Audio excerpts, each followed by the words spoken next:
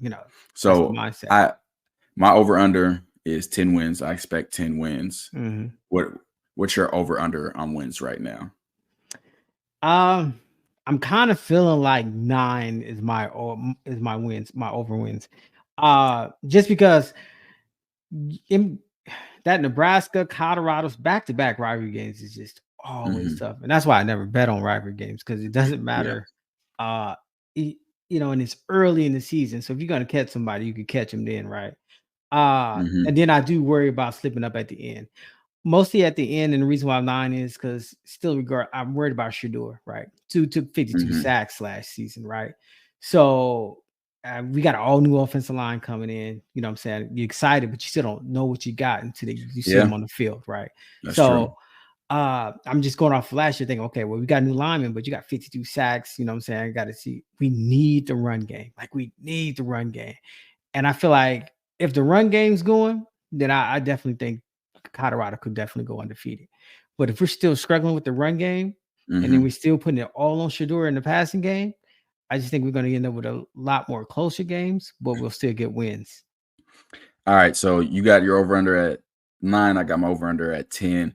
What 3 games on this schedule would give you the most concern and have you saying, hey, those could potentially be 50-50 games?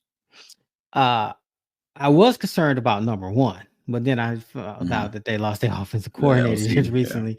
So I'm like, oh well, you know what? That's not bad. Um, I definitely think the UCF Kansas State, that window, Hmm. I feel like that. I think Texas Tech and Utah also. So when I'm pointing out these two, when I point out these four, I'm saying I think there's a potential a loss could be in between those two, a Yeah. loss could be in between those two, and then maybe just depends on where we at between Kansas and Oklahoma State. I said that because if Shador is upright, I think we over the 9. But you know what I'm saying? Hmm. If he's going banged up going into Oklahoma State, even though it's a home game, if your guy, your main guy, just because I have no idea what the backup quarterbacks look like on Colorado. But hopefully they'll Yeah, get a lot of time to figure it out before we get there, right?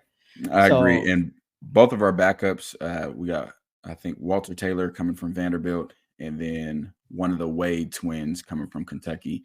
Neither have played significant reps at this level mhm, yet. So we don't really know what we have right. yet. But like you said, hopefully at this point in the season, they would have had gotten a lot of reps from blowing teams out early on. For me, my biggest 2 games that I'm potentially worried about would be that rivalry back to back Nebraska, Colorado Mhm, State, just because it's rivalry games. yeah. You got to throw records out. Nothing else matters when it comes to rivalry games. So one potential in there, and then my other one would probably be the Kansas Oklahoma State. One of those Mm. two, because like I said, Kansas could be a trap game. Yeah. Oklahoma State is the current big dog in this conference. So those would be the 2 sections I'm worried about. And I completely agree because I just want to say that because Nebraska and Colorado State, you got two rivalry games and you got two rivalry road games. So it's like Yeah. like I mean, and you Colorado coming in. So everybody gonna be And there. that's the only back-to-back of the year. There's no Mhm. back-to-back home games, no other back-to-back road games. Those are the only back-to-back is Nebraska and Colorado State on the road 2 consecutive weeks. So that will that's going to be a little mini rivalry gauntlet, even though Yeah. that's something that they experience every year with Colorado. But this year, like you said, again, everyone's bringing their A game. So those 2 Everyone. games are going to Right. be amplified. We should be coming in 1-0. So that's something that we really need to get through there, get through Baylor, UCF, hit the bye week. We go on the bye week 5-0. I feel great. We're ranked, and then we can really get rolling. Yeah. And like I said, and when you say get the rolling, for me, that run game needs to be going. We Run need game that run game. definitely needs to be going. We expect 12-0, 13-0, including the Big 12 championship, and going into the playoffs.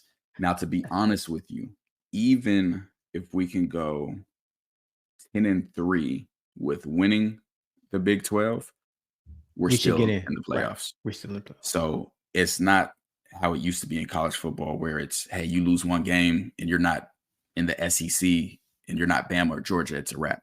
Right, it's a wrap. You're not getting in. 12-team college football playoffs. This is what we've been waiting for. So a team like us that is a really elite team. Last year we couldn't fully put it together, but I guarantee no one's going to want to see Colorado in the playoffs. They can talk all they want. I want Dan Lanning. I want Oregon so bad. Oh my gosh. Give me them round one. I want them bad. And I think we're going to be rolling and go from there.